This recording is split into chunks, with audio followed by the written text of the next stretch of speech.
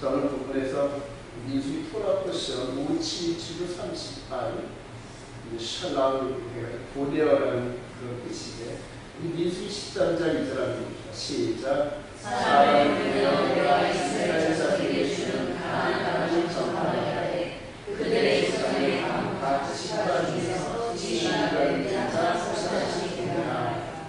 이게 그다음에 라메 해가지고 샬라그라는데 그 샬라그라는 이 동사가 우리 키포인트가 되겠습니다. 사람을 보내요. 한 사람씩 보내라. 이 보내라는 샬라그 동사를 통하여서 우리 토라포션 5738권의 전체의 그런 맥락을 잡는 말씀이 되겠습니다. 자, 정탐꾼이 미국은 포도송이 이런 포도송이가 진짜 있을 것 같더라고요. 가보니까 땅이 참 좋더라고요. 12명이 그냥 그 40만에 들어오는 이런 자기들이 각각 각 사람에게 과일과 여러 가지 좋은 것들을 전가하고 가지고 여기까지 굉장히 기뻤습니다. 굉장히 기뻤습니다. 동시에 이것도 여러분 보이시죠? 우리 예수님께서 12사도들과 함께 있는 이런 장면들. 그러니까 여기도 12, 여기도 12. 이런 면에서 요는 3,500년 전 사건입니다. 이 사건은 지금부터 2,000년 전 사건입니다. 3,500년 전 사건, 2,000년 전 사건이 오늘날들에게 어떻게 다가오는지 여러분들이 깊이 마치 스펀지에서 물을 빨아들이듯이 빨아들이시기 소망합니다. 자, 우리 보냄을 받은 정탐꾼과 사도의 연관성이라 제가 제목을 잡았는데 보내어라는 말, 샬라드라는 말이 보내다, 뻗치다, 쫓아내다, 내보내다. 우리 샬라를 한번 읽어봅시다. 시작. 샬라는 사람이 파일을 모처에 보낸다는 뜻 또는 사람이 공문이나 편지를 보낸다는 표현에 사용된다. 이 히브리적 표현인데 보내요. 자, 우리 여기서 사도란 말이 나오는데 아포스토로스라는 말이 들어요. 아포스토로스는 70의 정도에서 왕 열왕기상 14장 6절에 한번 샬라그의 여보로 나오며 여로보암의 아내에게 신적인 메시지를 전달한 아히야의 인물 서술할 때 사용되었다. 그래가지고 이 구약이 히브리어로 된 이 구약을 이 70년으로 이렇게 헬라어로 이렇게 번역되는 과정에서 샬라우라는 단어를 이렇게 아포스토로스라는 요 말로 번역을 하였던 그런 문헌이 있습니다. 다음에 이 샬라우라는 이때에 보내는 12를 이렇게 보내고 그 다음에 사도들 12명을 이렇게 보내면서 시간적인 이 부분은 서로 다르지만 그러나 영적인 의미에서 여러분들한테 깨달으시라고 이렇게 한번 그림을 넣어봤어요. 이때의 상황과 또 저와 여러분들이 이때의 상황입니다. 이때의 상황 속에서 이 12정탐꾼의 말을 듣는 과정과 그다음에 12사도의 말을 듣는 이런 과정들이 저와 여러분들의 피연관계에 있습니다. 자, 12정탐꾼이 향한 이스라엘 현지인 땅입니다. 이스라엘 땅. 여기에서 12지파들에게 나누어진 이 땅을 모세를 통하여 12지파의 수령들이 이 땅들을 탐지하려 합니다. 이스라엘의 본질은 이 밑에 이쯤 있었는데 12명이 40일 동안 각자 자기 부족피 앞으로 들어갈 그 땅들을 탐지하는 장면입니다. 자, 모세를 통하여 가나안 여정 가운데서 이렇게 인도하셨다가 나중에 여호수아 갈렙을 통하여서 이 땅을 점령하시고 나중에 여호수아 승전에 이 12지파에게 전부 이 땅들을 지도를 그려서 전부 나눠주고 난 다음에 하나님께서 뜻하신 바가 뭐일까요? 바로 이 화살표 끝에 우리가 예루살렘이에요. 유다 지파가 점령한 그 예루살렘 밑에 한 8km 지점에 베들레헴이라는 곳이 있어요.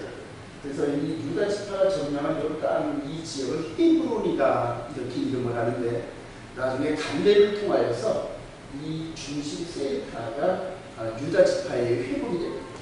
자, 그리고 나서 하나님께서는 모세 이후로 1500년 후에 어떤 사건을 일으켰냐면 십자가 사건을 여기서 일으킵니다.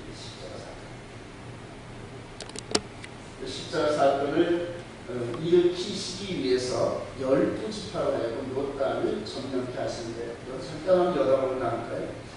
여러분, 이 예수님의 십자가 이 사건이 예루살렘에서 이루어졌습니다.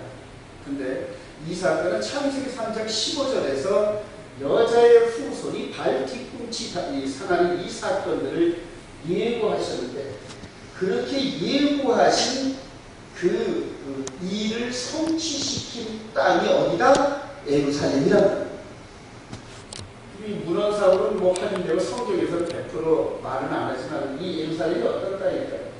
에덴 동산에서, 여기에서 바로 여자의 후손 되신 이분이 이렇게 될 것을 판결을 받은 곳인데, 그러니까 판결을 받으신 그곳에서 4,000년 만에 이 사건이 이루어졌는데, 우리 인간으로 따져볼 때는 4,000년이 긴 것 같지만은 하나님 입장에서는 4일 후에 판결을 내리신 지 4일 후에 판결을 내리신 예루살렘 여기에서 뭐를 하셨다? 집행을 하셨다. 판결을 내린 그 장소에서 집행을 하셨다는 얘기입니다. 자, 12사도에 의해서 이제 이 예루살렘이 이렇게 그대로 말씀이 되어지고, 그다음에 저와 여러분들을 통해 이루실 일이 있는데, 이렇게 십자가에 달려서 죽으셨던 그분이 다시 오실 때는 어떤 걸로 온다? 심판주로 오십니다. 심판. 근데 나중에 결론 부분에서 나오겠지만 이 뒤에 저와 여러분들이 함께 있어야 됩니다. 동의하시면 아멘. 이 부분이니까 여기서는 우리들의 죄값을 짊어지시려고 죽으려고 오신 분인데, 동일한 장소에 다시 재림하실 때는 뭘로 오신다? 심판주로 오신다. 자, 그럼 여기서 누가 심판을 받을까요? 이분이 심판을 받았으니까 창세기 3장 15절에서 뱀의 뒤에 후견인 누가 심판을 받을까요? 마귀가 심판. 예루살렘의 보호자를 들으시고 여기에서 열국 가운데 심판주로 오시는 분인데, 최종 심판받을 자가 누구다? 마귀란 말이에요. 이 예루살렘이 저는 에덴 동산이었다, 저는 그렇게 확신합니다. 그래서 이곳에서 판결을 내리시고 집행을 당하시고, 그리고 이제는 심판주 되시는 이분이 예루살렘에서 메시아 왕국을 설립하시고 대적자 마귀를 최종적으로 심판하신 자리가 이 자리랍니다. 그래서 저와 여러분들이 지금 앞으로 가야 할 곳이, 지금 여태까지 저와 여러분들이 이렇게 배웠죠. 우리가 죽은 이후에 하늘에 어떤 모처에 천국이 있다, 그래서 귀신 같은 그런 형체의 모습으로 그 나라에 가는 것이 구원이다, 이렇게 생각을 했단 말이에요. 근데 아니더라고요. 이제 이렇게 완전한 몸, 부활체의 몸을 입고, 즉 2000년 전에 부활하셨던 예수님께서 완전한 몸을 덧입으셨듯이 저와 여러분들이 완전한 영생체로 덧입고 어디를 향한다? 예루살렘을 향한다. 이제 여러분, 저와 여러분 구원관이 달라져야 됩니다. 그렇게 해서 완전한 몸을 덧입고 여기로 가는 것이 최종 목표가 되어야 되는데, 여기에 들어간 사람들은 누구나 아담 이후로 그리스도 예수 안에 죽었던 모든 사람들이 우리 주님 공중 강림하실 때 변화되거나 부활돼가지고 공중으로 들어올린 다음에 이 백성들이 이 안으로 들어가게 됩니다. 그러니까 저와 여러분들이 이 목표점이 달라야 그 다음에 마지막 때 되어질 일들에 대해서 영적으로 깨닫고 분별할 수 있는 능력이 생깁니다. 기존 개신교 그룹에서 있었던 구원과 두리뭉실하고 어디가 시작이고 어디가 끝인지도 모르는 이런 구원관을 가지고는 이런 그 구원관을 가질 수가 없어요. 이런 구원관을 여러분들 확립하시길 바랍니다.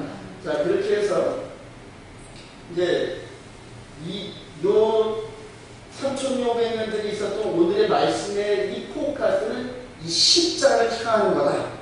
그리고 그 이후에 주어지는 사도들을 통하여 주어진 말씀은 우리를 이 가운데로 인도하시는 말씀이다. 이 부분을 여러분들 마음으로 방점을 찍어놓고 오늘 말씀을 들으시기 바랍니다. 자, 각 지파에서 보냄을 받은 리더들이 민수기 10장 3절 이하에 쭉 있는데 우리 16절 한번 읽어보세요. 시작. 이는 모세가 땅에 정복하러 보낸 자들의 이름이라. 모세가 그의 아들 모세라고 써라 불렀더라. 특별히 우리 유다 지파에서는 여분의 아들 갈렙이요, 에브라임 지파에서는 누구의 아들 호세아요. 이 두 사람을 주목하시기 바랍니다. 자, 12정탐꾼의 보고를 받는 백성들입니다. 우리 민수기 10장 25절 이하에 쭉 보고를 하고 있습니다. 자, 우리 30절 한번 봅시다. 시작. 갈렙이 모세 앞에서 백성을 주려는데 우리가 올라가서 백성을 취하자 능히 이기라 하나. 그와 시작. 그와 함께 나아가 갈렙인데 우리는 능히 올라가서 그 백성을 치우자. 그들은 누구보다 강하리라 하고 이스라엘 앞에서 그 정탐한 땅을 악평하여 우리가 기다리며 정탐한 땅은 그 거짓 산책하며 거기서 모든 백성을 신나게 장대하는 자들이요 거기서 내리는 비난한 자들의 거인을 보았더니 우리는 스스로 보기에도 내기하더니 그들이 보기에도 보아와 같았을 것입니다. 12정탐꾼이 보고를 하는데 두 갈래로 보고를 합니다. 여호수아와 갈렙은 하나님께서 조상들 즉 아브라함, 이삭, 야곱 이 족장들 조상들에게 약속하신 그 땅이니까 믿음의 눈으로 보면서 올라가면 무조건 우리 거야. 가서 우리 취하자. 이렇게 해서 보고를 합니다. 자, 나머지 10명은 나름대로 부정적인 그런 보고를 하는데 결과를 한번 볼까요? 근데 여기서 이렇게 보고를 하는 장면입니다. 보고를 하는 장면인데 결과는 민수기 14장 1절 이하의 오늘 본문이죠. 온 회중이 소리를 높여 부르짖으며 백성이 밤새도록 통곡하였더라. 우리 4절 한번 읽어봅시다. 시작. 이에 서로 말하여 우리가 한 시간을 세우고 애굽으로 들어가자 하매. 자, 여러분들 오늘 결과적으로 여러분들 말씀은 이렇기 때문에 이 12 그 정탐꾼의 말 가운데서 여호수아와 갈렙 이 말과 그 다음에 나머지 10명에 대한 이 보고를 백성들이 어디를 따랐습니까? 10명이 보고한 것을 따랐는데 실제적으로 10명이 보고한 게 맞습니다. 여러분. 육신의 눈으로 볼 땐 그게 맞아요. 여러분. 육신의 눈으로 볼 때. 즉 10명이 동일하게 각 지역을 이렇게 돌아보면서 정말로 자신들이 이 애국에서 보지 못했던 강력한 또 거인족들이 살고 있는 이 가나안 땅을 보니까 이들이 이렇게 판단해서 육신적으로 보는 눈 이렇게 보고한 이 사실이 사실은 맞습니다. 그런데 여호수아와 갈렙은 둘도 똑같이 그 두 사람들도 이들과 똑같은 눈으로 봤지만 거기에 뭐가 플러스가 됐다? 영적인 면, 즉 하나님과 동행하는 믿음이 연합이 되었다. 그런 얘기입니다. 믿음이 연합되었다. 자, 그런데 이 백성들은 지금 60만, 장정만 60만 3천 명이 넘는 이 백성들은 이 12명의 두 갈래 보고를 들으면서 10명의 그 보고를 채택을 하고 애국으로 돌아가자. 아니, 보니까는 그 여호와라는 그 신이 우리 다 죽이려고 광야로 끌고 들어온 거 아니냐. 이런 식으로 웅성웅성하면서 결론을 어떻게 냈냐면 우리가 한 지휘관을 세우고 애국으로 돌아가자. 앞으로 가로막으니까 모세와 아론과 노야의 떼기와 함께 여호수아와 갈렙이 그 앞을 가로막는데 여러분들 한번 생각해 보시기 바랍니다. 한 200만 명 정도가 되는 그 군중들이 웅성웅성하면서 그다음에 출발했던 애국 땅으로 돌아가려면 그러한 여론이 조성되어지고 그 앞에 소수의 사람들이 가로막고 이 모습을 보시기 바랍니다. 근데 이 3,500년 전에 있었던 이 상황이 오늘날에도 그대로 적용됩니다. 그대로. 이 상황을 그대로 오늘 상황대로 끌고 오면은 오늘날에도 하나님의 그 말씀을, 오리지널 말씀을 영적인 면으로 받아들이면서 하나님의 영과 우리의 영이 연합을 하면서 강력한 파워를 내는 이런 그룹이 극소수에 불과하다는 겁니다. 극소수. 그러니까 200만 명대 모세와 아론, 그 다음에 미디안 요 가족들 몇 명, 그 다음에 여호수아 갈렙, 그냥 이 10손가락 안에 들만한 요 숫자가 200만 명 정도를 설득을 하려고 하는데 이게 되겠습니까? 안 되겠죠? 이게 불가능합니다. 제가 지금 요 지난 한 주 동안 이 말씀들을 묵상하면서 오늘날 되어지는 상황을 볼 때 이 상황은 어떻게 똑같은지 그러면서 이 속에 있는 이 마음 안에서 역사하는 마음의 세계에 있는 이 말씀을 상대에게 전하려고 하는데 상대의 마음 문이 전혀 안 열린 상태, 막 벽을 떼는 듯한 그런 상황 속에서 정말 얼마나 마음이 아프고 무거운지를 모르겠어요. 남들도 아니고 지난 한 3, 4년 동안 치부리끼리 운동 같이 해왔던 정말 형제보다 더 피를 나는 형제보다 더 가깝게 지냈던 이런 사람들하고도 대화의 통로가 딱 막히면서 막 그냥 가슴이 답답하고 막 물리고 바울 사도도 전도라로 돌아다니면서 당시에 유대인들한테 그렇게 돌에 맞아가면서 유대인들 같은 형제도 옛날에 자기 친구들이고 동기들이었는데 그들이 이제는 이 바울 사도, 즉 영적인 생명의 말씀을 전하는 바울 사도의 이 말을 이해를 못하니까 그냥 돌로 쳐 죽이려고 하는 그런 모습들. 여기 보세요.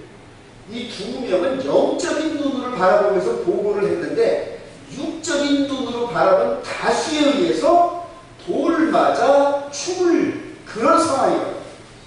이런 상황에서 하나님께서 개입을 하시는데 우리 10절 한번 읽어보세요. 시작. 온 회중이 그들을 돌로 치려 하는데 그때 여호와의 영이 이 말에서 모든 자손에게 나타나십니다. 200만 명 대 한 10대 명 정도의 영적 충돌인데 하나님께서 개입을 안 하시면 100% 돌로 맞아 죽습니다. 이 사람. 한번 생각해 보십시오. 근데 오늘날도 똑같이 이렇게 군중신령에서 수많은 사람들이 따라가는 그 길을 딱하니 가로막고 여러분 이 교회는 교회가 아닙니다. 그들 히브리 토라 안에서 예수를 영접하고 이 마음으로 섬기는 영의 세계를 주장하는데 그를 증명하는 나머지 사람들이 전부 못 알아들으면서 이들이 돌팔매질을 하는데 2당 3당 뭐 이런 식으로 저와 함께하는 우리들 함께 왔던 사람들은 많이 당해봤을 거예요.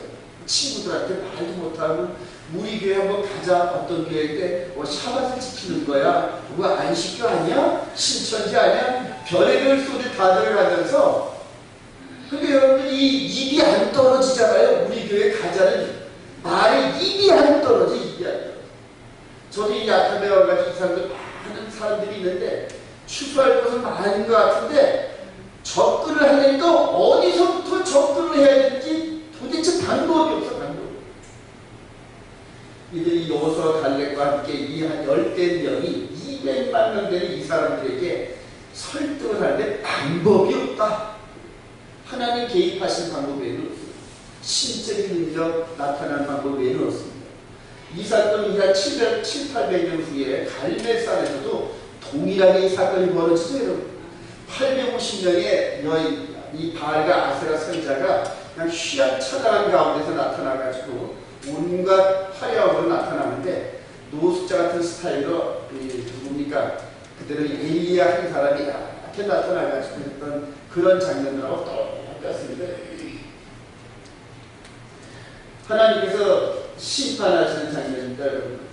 우리 20절부터 한번 읽어볼까요? 시작. 나를 원망하는 악한 그 중에 내가 어디까지 참으랴.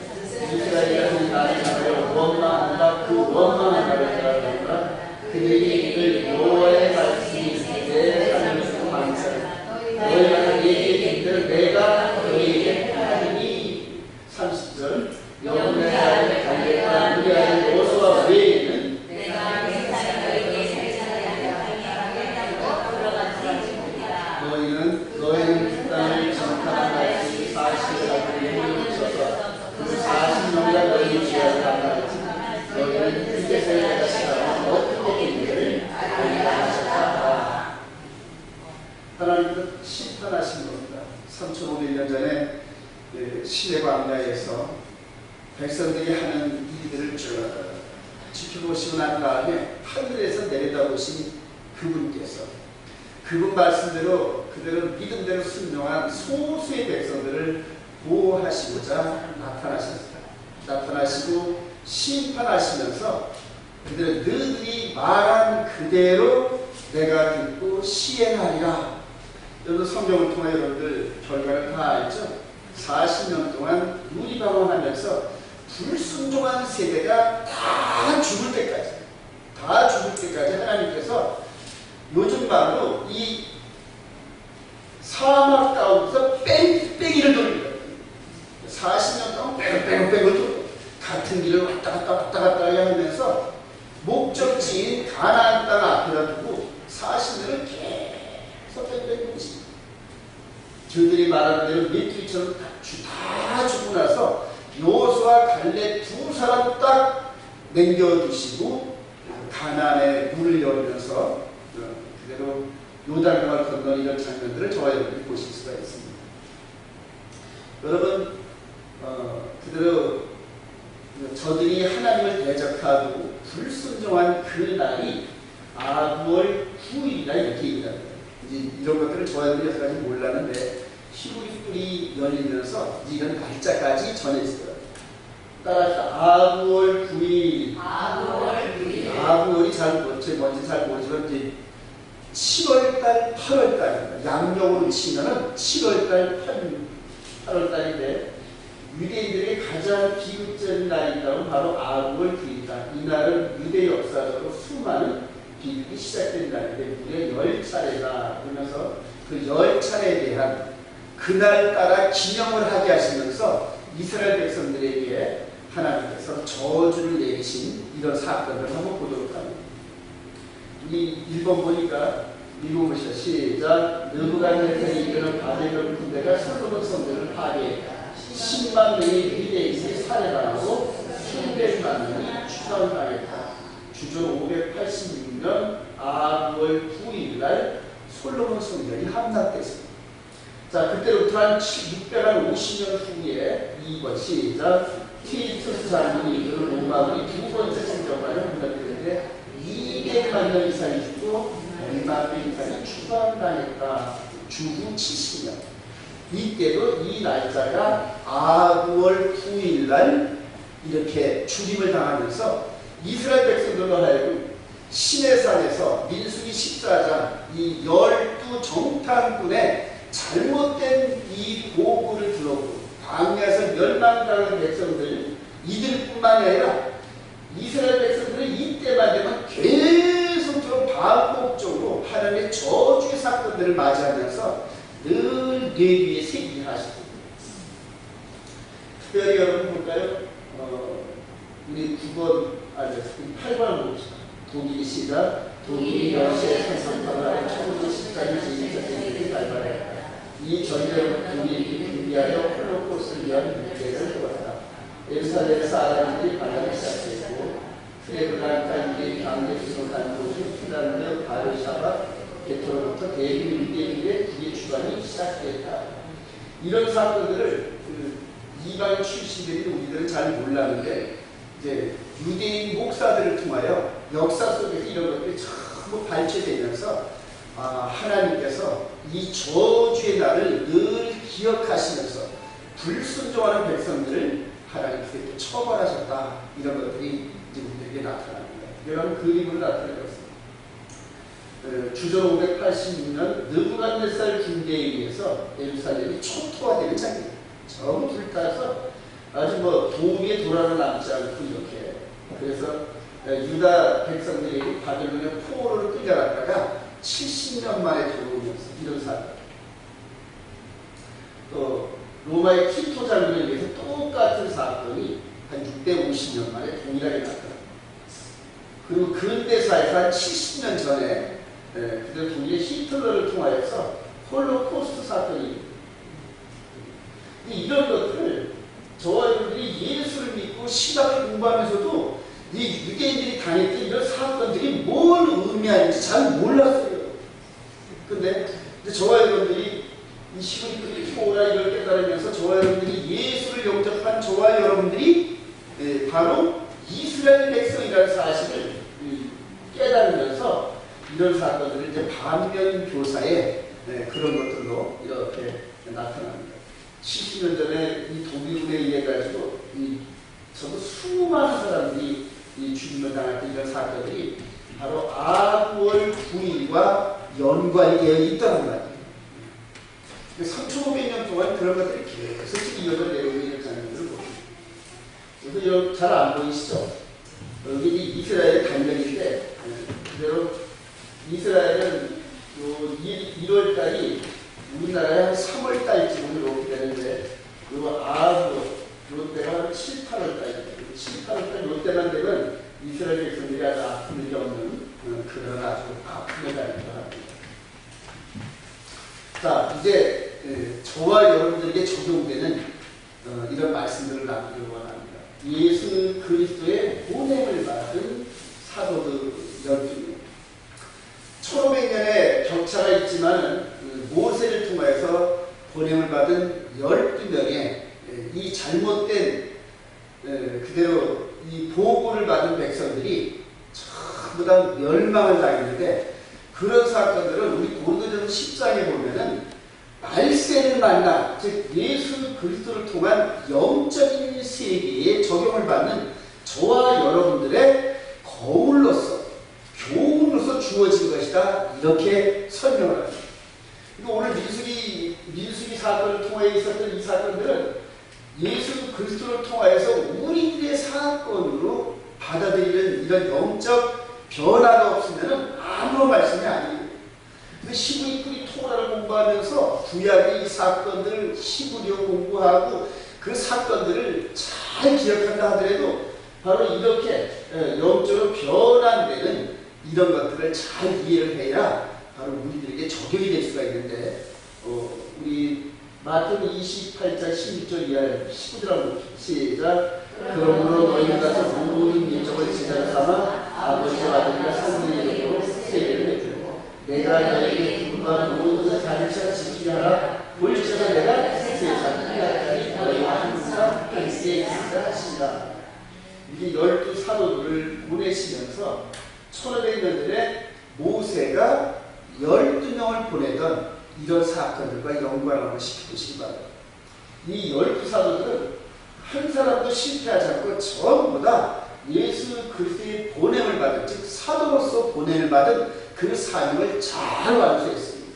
근데 이들이 12명이 떠나면서 어떤 일 때문에 떠나는지 한번 볼까요?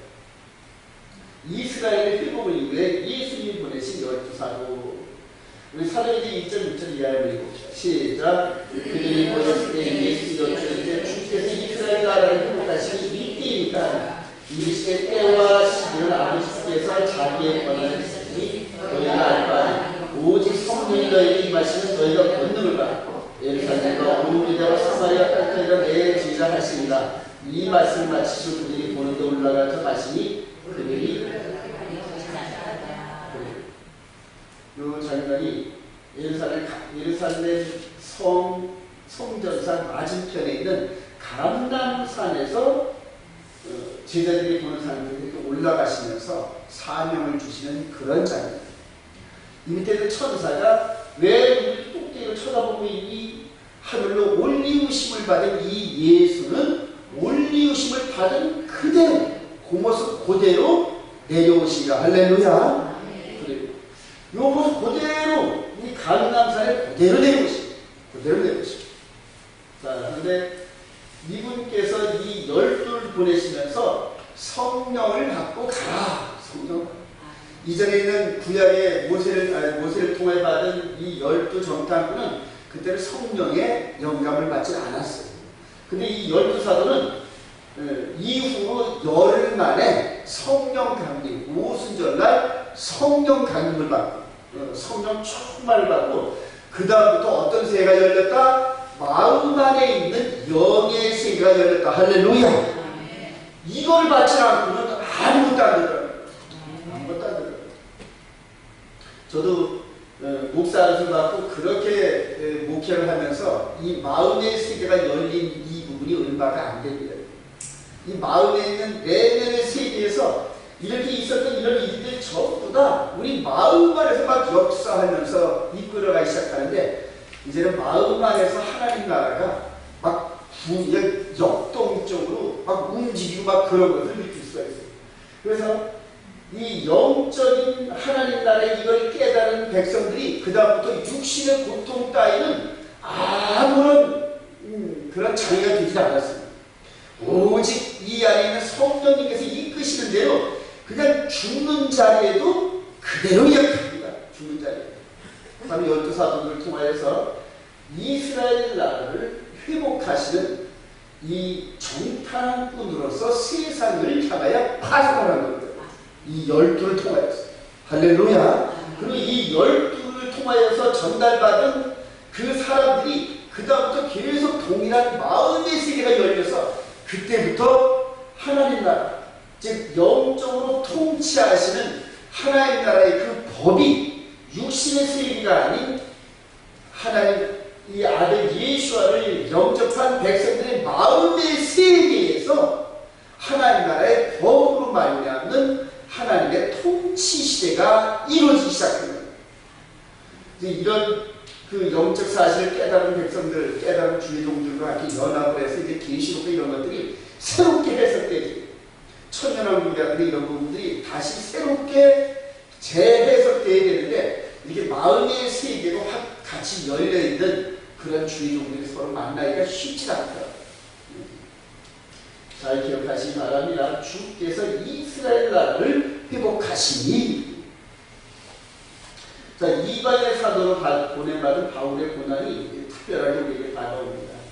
우리 갈라디아서 2장 10절 그들의 직분과 시작. 그들은 내가 무한대제에게 봉단을 만들어서 베드로가 할례자에게 맡은 것 같은 것을 베드로에게 역사하사 그를 할례자의 사도로 삼으시니가 또한 내게 역사하사 나를 이방인의 사도로 삼으셨느니라.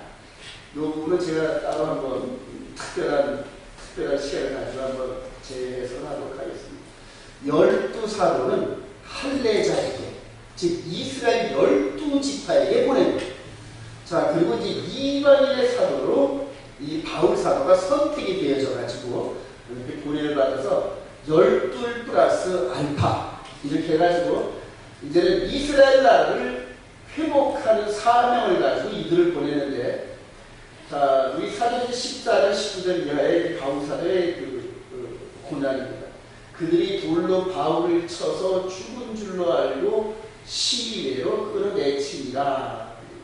자, 그러면서 다시 살아난 바울 사도가 그 성으로 들어가면서 한 말이 있어요. 23절을 읽어보세요. 시작. 우리가 하나님의 나라에 들어가려면 많은 시간을 겪어야 할 것이라 하고, 바울 사도가 돌 맞아서 죽은 줄 알고, 저는 이것을 죽은 사람으로 그렇게 여깁니다. 바울 사도가 죽었는데 하나님께서 다시 부활시키는 장면인데, 이스라엘 백성들은 돌로 이 태양을 할 때 이런 호박돌 같은 걸 가지고 한 사람씩 가서 그냥 머리를 내칩니다.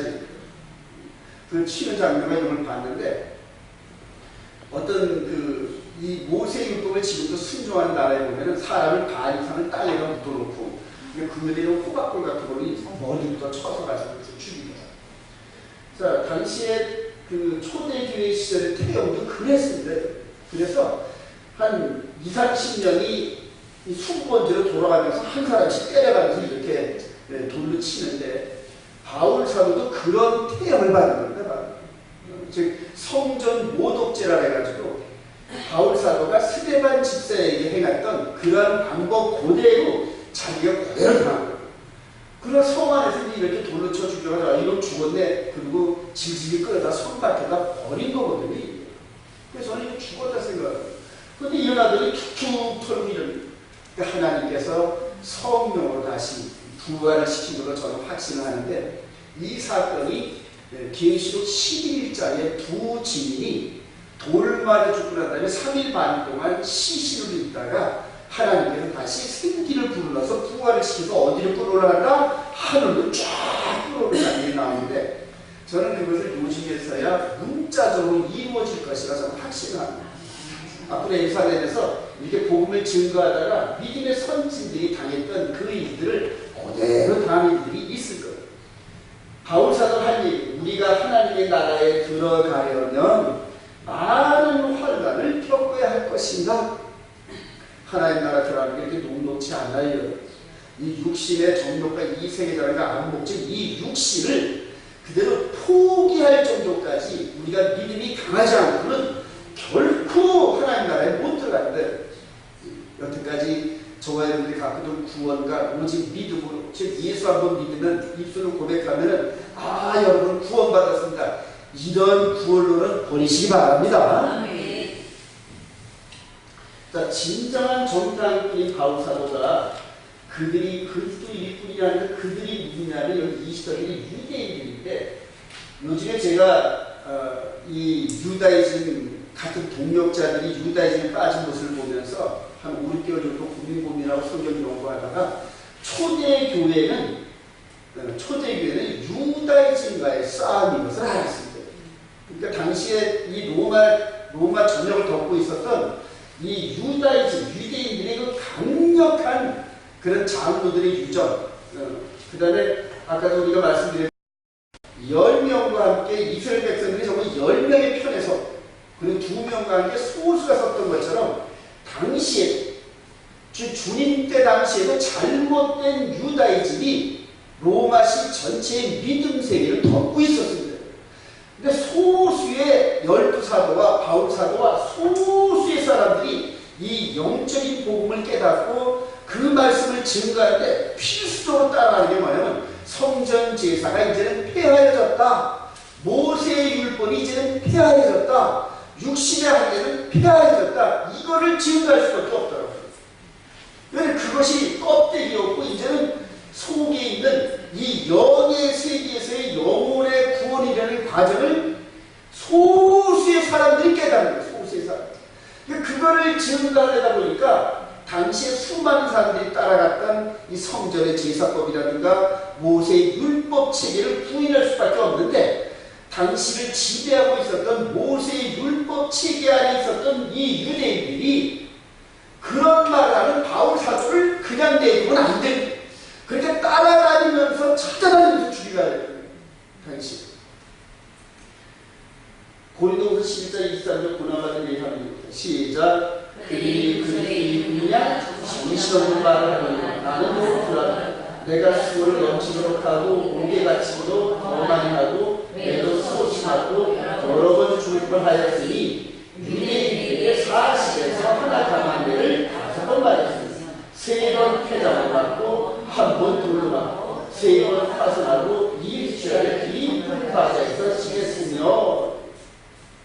28절 시작. 이 외에는 보사 아직도 날마다 내 속에 들리는 일이 있으니 곧 모든 교회를 위하여 염려하는 것이라. 바울사도가 다니면서 여러 교회들, 개척교회를 세웠는데, 지금처럼 이런 교회 개념이 아닌 가정마다 소수의 사람들, 바울사도와 함께 지내다가 바울사도와 함께 나오는 그 영적인 카리스마, 이 속에 있는 예수의 능력, 그리고 그 말씀을 이 마음만으로 순종하는 바울사도의 그 깨끗한 영성, 이런 것들을 본받아가지고 브리스길라와 아굴라 같은 사람들, 그 다음에 두아디라 교회의 여러 교회, 그 다음에 누굽니까? 이 빌립보 교회의 옥사장이라든가, 이런 사람들이, 소수 사람들이 가정교회를 품고 기도하면서 교회를 형성하고 있었는데, 그들에게 찾아간 사람들이 누구냐면 이 유대인들은, 그러니까 아직 유다이즘에 젖어있는 상태에서 예수를 믿었는데 영적인 눈으로 볼 때는 이 영적인 상황은 조금 열리고 아직도 육신의 할례와 짐승제사법이라든 이 모세의 율법 책이 있었던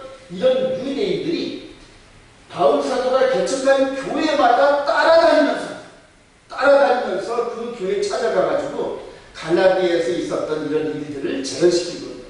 육신의 할례도 당연히 받아야지 뭔 소리야. 짐승제사도 드려야지. 이런 식으로 하면서 모세의 율법으로 덮어버리는 거예요.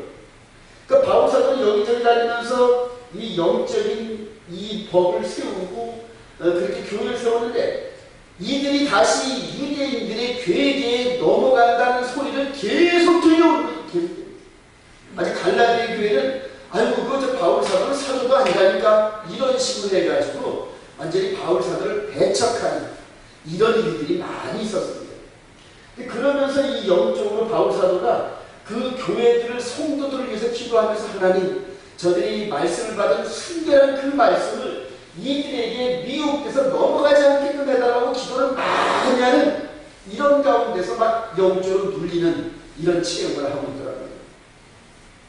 저는 요즘에 이렇게 말씀을 증거하면서 시부리 뿌리 토라로 들어오는 사람들에게 이 유다이즘의 사상 이 부분을 가리키고 있는 이 두 분 김목사가 아주 너무너무 이야기를 원망스러워요. 자기들도 미처 무슨 말인지 깨닫지 못한 상태에서 남들에게 열심을 다해서 가르치는데 그들도 생명같이 가르치고 있단 말이에요. 그게 뭐냐면 열매의 전당처럼 자기들이 누구도 본대로 설명하고 근데 그것을 영적인 눈으로 바라보니까 즉 여호수아와 갈렙 같은 그러한 시야로 바라보니까 잘못된 그러한 그 복음을 깨달은 그것더라고요. 바울 사도가 빌립보 교회 옥사장을 전도시키는 이런 장면들입니다. 그러니까 감옥을 수없이 들락날락 했어요. 배에 파손당한 이런 그림들이고 그 다음에 파손돼가지고 이 섬에 이렇게 상륙한 이런 장면들. 나중에 로마로 가기 전에 아그리빠 왕 앞에서 퇴사들을 이렇게 전체로 복음을 증거한 이런 모습들. 나중에 로마 감옥 안에서 사형 집행 날짜를 통보받고 난 다음에 마지막 에베소서, 빌립보서, 디모데후서 이런 것들을 정리하면서 이 신부를 많은 이 디모데인지 아니면은 디도인지 하여튼 신부로 많은 사람에게 마지막 글씨를 써가지고 이렇게 해서 복음서를 증거한 건데 이분이 즉 바울 사도가 이렇게 감옥 안에서 기록한 영적인 말씀을 오늘날 저와 여러분들이 받고 있다. 할렐루야. 이 열두 정탐꾼이 백성들을 향하여 보고한 내용을 들은 백성이나 여기 열두 사도들 이 사도들이 전한 이 말씀을 2000년이 지난 오늘날 받고 있는 저와 여러분들이랑 동일 선상에 있는 거란 말입니다. 근데 제가 여러분들이 강조하고 싶은 건 뭐냐면 똑같은 말씀인데 잘못 받아들이면 잘못 해석한 말씀을 따라가면 그대로 육신의 죽음이 아닌 영혼의 죽음을 당하는 거예요. 그러니까 여러분들 개개인의 그 책임이 정말 귀한, 정말 너무너무 귀중한 거예요. 여러분들 개개인이 영혼 구원에 생명을 거시기 바랍니다. 자, 어느 쪽 정탐꾼을 선택할 것인가? 우리 데살로니가후서 2장 9절 합니다. 시작. 악한 자의 나타나는 사탄의 활동을 따라 모든 능력과 표적과 거짓 표적과 불의의 모든 소금으로 멸망하는 자들이 있으니 이는 그들이 진리의 사랑을 받지 않으며 구원을 받지 못하여 이러므로 하나님이 미혹의 역사를 그들에게 보내서 거짓 것을 하시는 진리를 믿지 않고 불의를 좋아하는 모든 자들을 하여 심판을 받게 하려 하시니라. 여러분 오늘 이 10명의 정탐꾼 말을 받은 이스라엘 백성들에게 심판을 내린 장면 생각나시죠? 동일하다고요. 그러니까 잘못된 복음을 받아들인 자들에게 미혹의 역사를 그들에게 보낸다는 거예요. 앞으로 최종적으로 데살로니가후서 2장에 있는 말씀이 예루살렘을 중심으로 나타날 거예요. 그때는 정신 바짝 차리게 됩니다. 자, 우리 15절 이하에 그러므로 시작. 그러므로 형제들아 굳건하게 서서 말로나 우리의 편지로 가르침을 받은 전통을 지키라.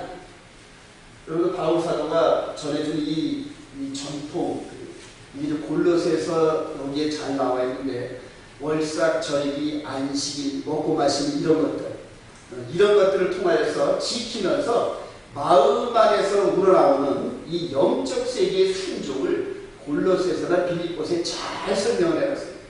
앞으로 저와 여러분들이 그런 바울 서신을 잘 서로 연구하고 나는 이렇게 생각합니다. 나는 이렇게 생각합니다. 잘 연구하면서 이것을 영적인 비밀의 복음으로 깨닫는 지혜가 있어야 될 줄로 확신합니다. 바울 사도가 마지막 로마 감옥 안에서 마음의 깊은 그 엉뚱림 속에서 지금 무리들을 향하여 보고 있는 그런 장면입니다. 하나님 나라에 들어가는 거룩한 신부들, 우리 데살로니가전서 5장 12절 이하에 보니까 우리 11절부터 한번 시작. 항상 기뻐하라, 주님만으로 기도하라, 범사에 감사하라. 이것이 그리스도 예수께서 너희를 하나씩 하나님의 뜻이라. 성령을 소멸하지 말며 예언을 멸시하지 말고 범사에 공을 취하고 아무 어떤 모양을 보라. 평강을 친히 너희를 온전히 거룩하게 하시고 너희의 온 영과 혼과 몸이 우리 주 예수 그리스도에 강림하실 때에 흠없게 보존되기를 원하노라. 너희의 온 영과 혼과 몸이 아까 서두에서 다 보셨죠? 마지막 예루살렘을 그때 우리 주님이 빨간 옷을 입고 말 탄 그런 모습으로 예루살렘을 향하여 달려가실 때 그때에 뒤따라갈 사람들이 온 영과 혼과 몸이 완전하게 거듭난 백성입니다. 그러니까 주님들이 이거를 여러분들이 붙잡고 있어야 그 다음에 복음이 또 성경 이 해석이 그 다음에 오늘날 수많은 주의 종들이 하는 설교라든가 이런 것들을 이해할 수가 있고 분별할 수가 있어요. 근데 지금은 그래요. 많은 교회에 숫자가 많고 그 사람의 목사가 공부를 많이 하고 박사학위가 많고 영어를 잘하고 서울대학교를 나오고 이런 식으로 외적으로 탁월한 모습만 보이면 그 사람이 진리로 보이는 거죠. 그러니까 껍데기만 괜찮으면 다 진리인 줄 착각하는데 아니더란 말이에요. 저는 그분들에게 비하면 저는 아무것도 없어요. 그다음 뭐 학위를 했나 뭘 했나 영어를 잘하나 시부리어를 잘하나 아무것도 잘하는 게 없어요. 그렇게 잘하는 게 딱 하나 있는데 뭐냐면 마음 안에 있는 이 진리를 깨닫는 이 부분에서만큼은 여태까지 다른 분들하고 대조를 이렇게 해보고 비교를 해봤는데 나름대로 제가 탁월하더라고요. 근데 왜 그런가 했더니 제가 세상에서 사업을 하면서 맨 마지막 망해보는 사업이 뭐냐면 건축업이었는데 네, 건축업을 하면서 이런 그 아파트 단지에 물건을 납품하고 왔다 갔다 보면서 모델하우스와 함께 그대로 새로 지어지는 집에 대한 비밀을 마지막 사업을 하면서 돈을 다 떨어먹으면서 배웠어요. 딱 그거 한 가지 배웠는데 이 말씀을 딱 이해해 보니까 구약의 모세를 통해서 준 것은 모두 다 모델하우스란 말이에요. 그리고 예수 그리스도로 말미암아 주어진 것은 장차 마음 안에다 지어진 집이더란 말이에요. 그러니까 보이는 것이 진짜가 아닌 보이지 않는 내 마음 안에 새기는 이 집인데 보이는 이 모세의 율법을 통하여 보여준 성전과 성곽과 이런 여러 가지 이것들이 이 마음 안으로 들어가는 영적인 변화 이것을 예전에 저는 돈을 떨어먹으면서 실제적으로 배웠어요. 실제적으로. 그런 분야에서 이 성경을 보니까 성경이 이해가 되기 시작합니다. 할렐루야. 온 영과 혼과 몸이 자 마지막 시대에 다시 등장하는 유다이즘에 대해서 여러분들 오늘 잠깐 설명을 해드리겠습니다. 우리 히브리서 9장 1절을 읽읍시다. 시작. 서너에도 성기는 것과 세상에 속한 성도가 있다. 이 장막은 현재까지 이에 따라 예물과 제사는 성길과 그 양식상 온전하게 할 수 있다. 이런 것은 먹고 마시는 것과 여러 가지 씻는 것과 함께 육체의 예물을 입으며 계열할 때 맡겨진 것이다. 그리스도께서는 장래 좋은 일에 대제사장으로서 손으로 짓지 아니하고 이 참에 속하지 아니한 그 온전한 장막으로 말미암아 염소와 송아지가 필요하지 않고 오직 자기 피로 영원한 속죄를 위해서 번에 성소에 들어가셨느니라. 이전까지는 육체의 예법이고 개혁할 때까지 맡겨둔 것인데 이게 모세의 율법 시스템 안에 있는 것을 설명하는 거예요. 이후로는 그리스도 이후에는 완전한 보이지 않는 이 창조에 속하지 아니한 영적 세계가 열리는데 지금 마지막 때 다시 등장하는 이 유다이즘은 어떤 패턴을 따르냐면 여러분이 보이세요? 이거 한번 읽어보세요. 이게 개혁의 때라는 거예요. 개혁의 때. 자, 히브리서 기자가 개혁할 때까지 맡겨둔 것인가? 즉 개혁의 때를 히브리서 기자는 그리스도께서 초림을 하셨고 그리고 십자가를 통하여서 이전에 있었던 아담 이후로 피를 흘린 모든 피 흘림의 율법의 저주를 이분께서 딱 이루신 요 때를 개혁의 때로 이렇게 얘기했단 말이에요. 이해가 되시면 아멘.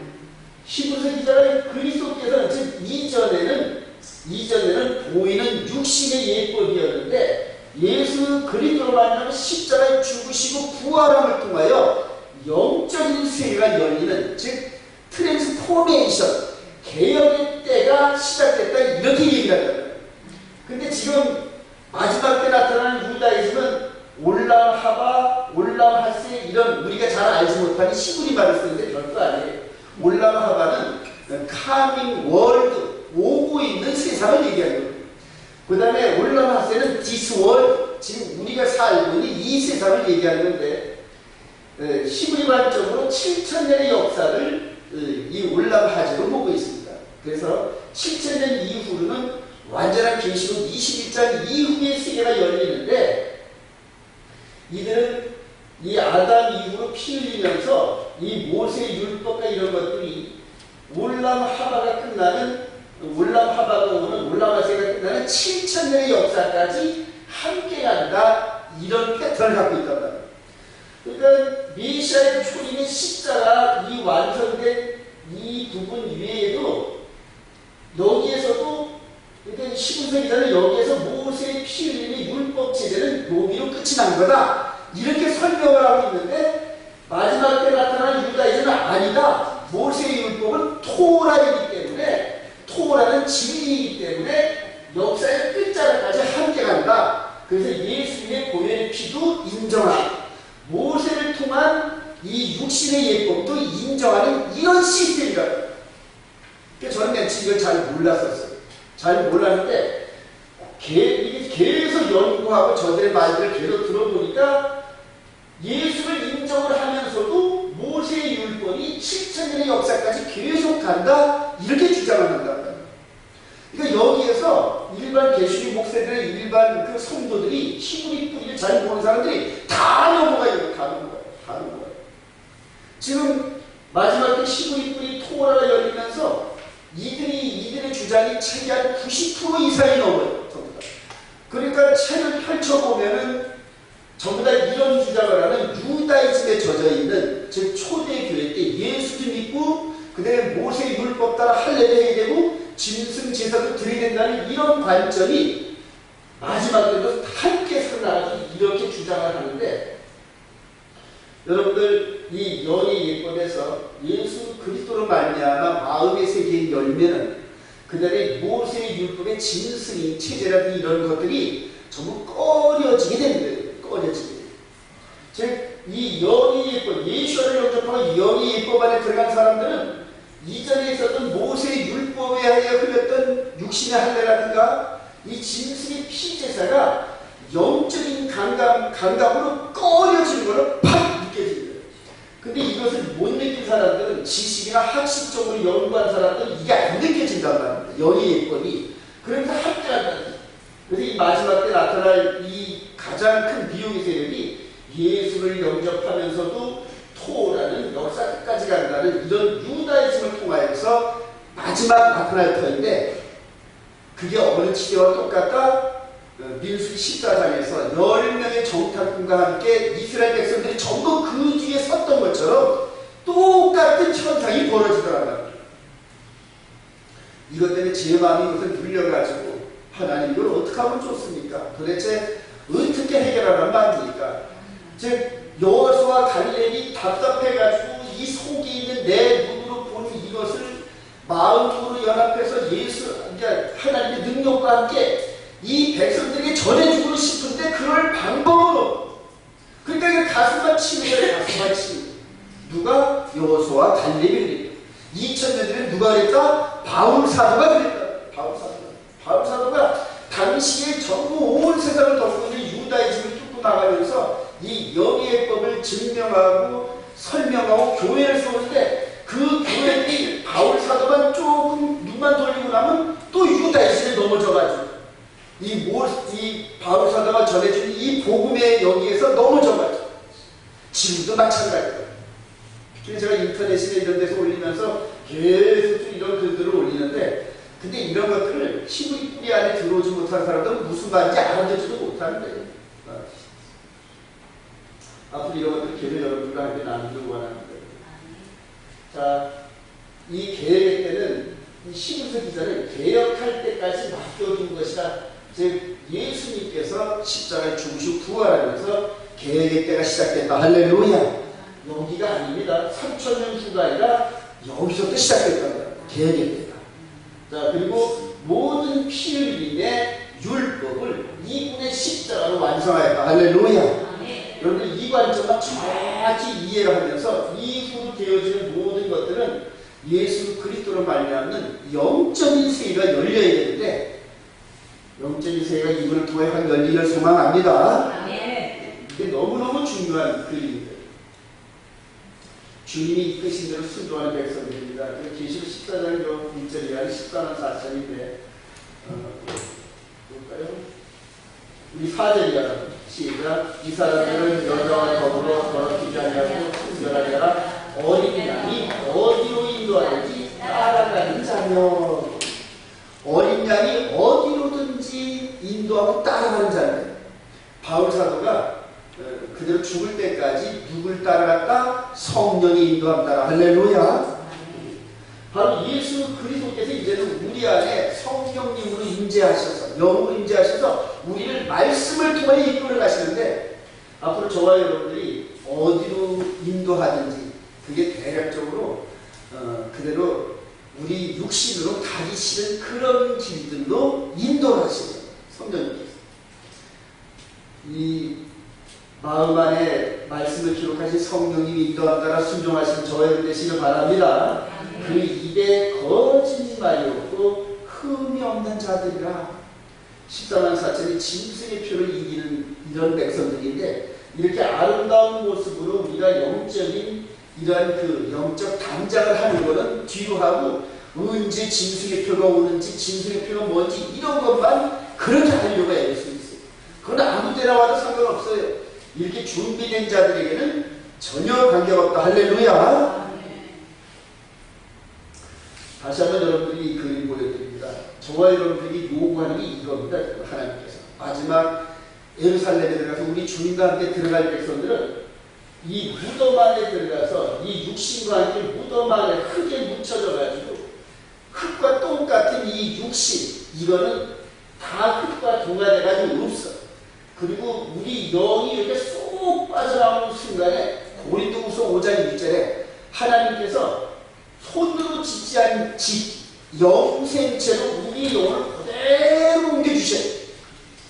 즉 그리스도는 잠자는 자들은 우리 주님 강림하실 때 내 백성아 나오라 하는 소리 들으면서 이렇게 쏙 빠져나오면서 영육 간에 몸무로도 흠과 티가 없는 것 믿으시면 아멘. 여러분 이 부분이 너무너무 중요한 거예요.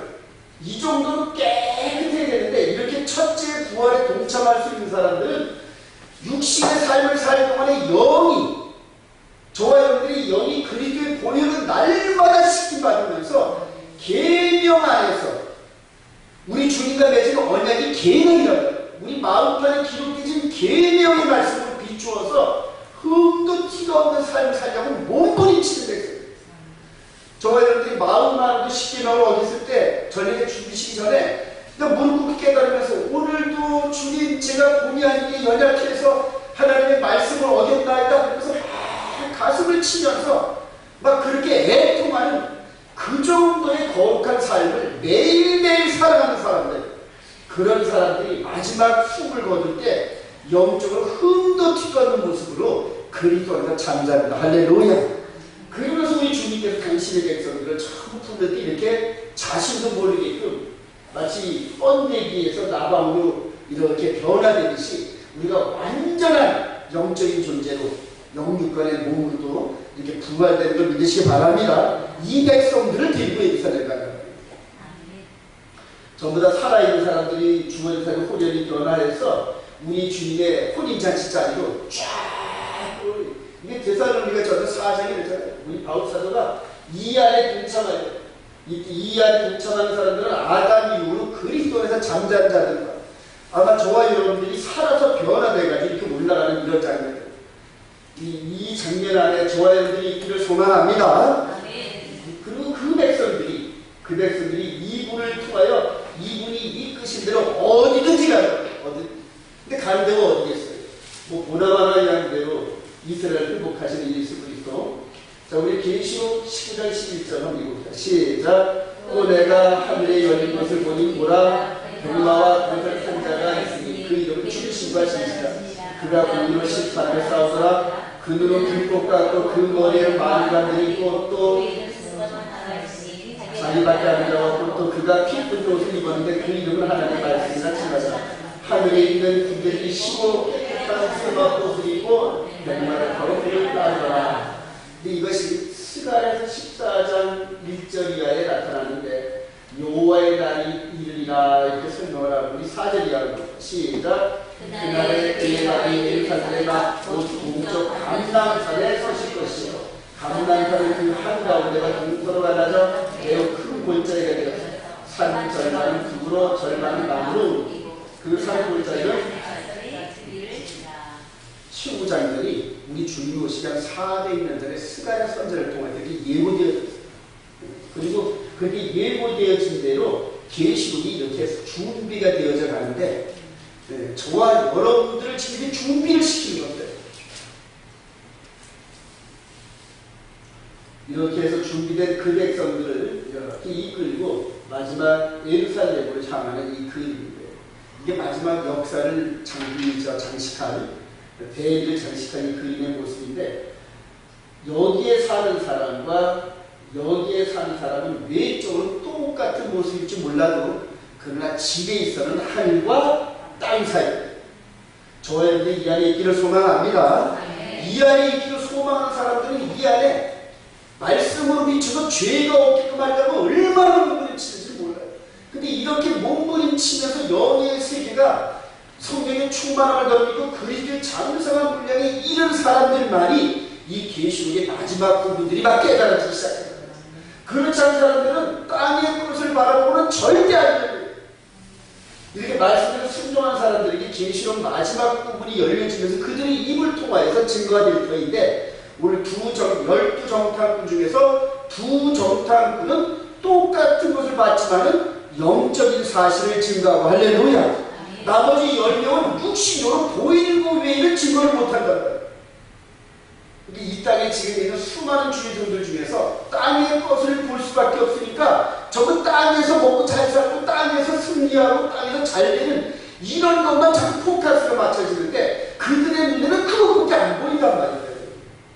그런데 이렇게 해서 영적인 비밀을 깨달은 사람들이 이런 것들이 자꾸 보이면서 내면의 세계를 깨끗하지 못한 사람들이 받을 마지막 시간이 보이는 거예요. 지금 이 라인 안에 들어가지 못하면 마지막 우리 주님 재림하실 때 우리 데살로니가서 2장 8절에 보면 하나님을 모르는 자들과 예수의 복음에 복종하지 않은 자들을 전부 불못 가운데 집어넣으라고 이렇게 선언을 하셨는데 막 저는 그게 막 보이는 거예요. 지금. 이 세상이 먹고 사는 이런 부분들은 가나안 땅 40년 여정에서 하나님께서 만나와 미추라기 반석에 물을 내주시면서 굶어 죽은 백성이 한 사람도 없어요. 오늘 하루하루 살면 내일도 또 살게 해주실 줄을 믿습니다. 그런 백성으로 살아갔어요. 내일은 걱정을 하지 마세요. 단지 내 마음 안에 있는 내 영혼의 몸이 과연 그리스도의 신부다운 그런 삶으로 지금 꼴찌어가는지 그거 걱정하세요. 그렇게 준비되어져 가는 당신의 백성들을 이 땅에서 우리 하나님이 버리신다? 천만의 말씀이에요. 천만의 말씀. 이 믿음만이 마지막 때 이 험난한 삶, 이렇게 막 격동하는 세상 속에서 변해가면서 내일을 가늠하지 못하는 그런 삶을 뚫고 나가면서 우리 주님과 함께 연합할 수 있는 길이 바로 그 길 외에는 없습니다. 결론을 한번 읽어봅시다. 시작. 3,500년 전에 모세가 하나님께서 약속하신 다음에 12 정탐꾼은 각자의 소명을 백성들에게 보고하였습니다.